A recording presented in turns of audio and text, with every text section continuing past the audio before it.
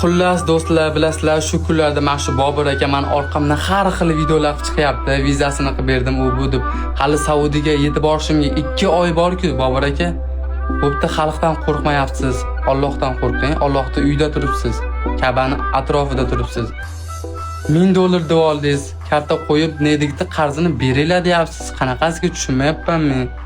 Siz Allohning uyida turibsiz. So'rang siz. Qanaqangi ulug' joyda turibsiz? Alloh beraman degan, uyimda turib so'rab beraman degan. Har narsa beradi hozir sizga Alloh. So'rang, duo qiling. Ilohim, mana shu oyoqlarim Allohning uyiga yetib borsin, ilohim.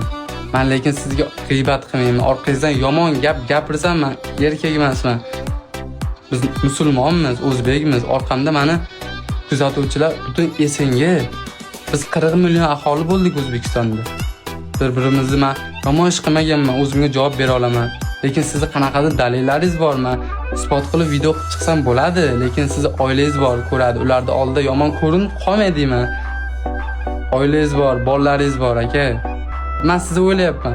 Negativ bosib ketdi. Endi qanday yurasiz? Mana 100% javob beraman. Vizani pulini ham siz to'lamagansiz. Kimdir olib berdi. Men 100% bilib turibman aka, lekin Alloh taolo ozgina qo'rqaylik. Video qilib chiqsam bo'ladi. Biron marta sizga video qilib chiqmadi. Bu g'iybat emas, bu haqiqat. Ayla qilib chiqaring, xolagan video qo'ying, xolagan narsa qo'ying. Hamma narsani qo'yib tashlaysizmi? Men o'zimga javob bera olaman. Xalq turibdi orqamda, davay deb. Lekin sizga yomon bo'lib ketyapti deyapman, xolos. Mayli, o'zi bilasiz. Davay, bosing yazing.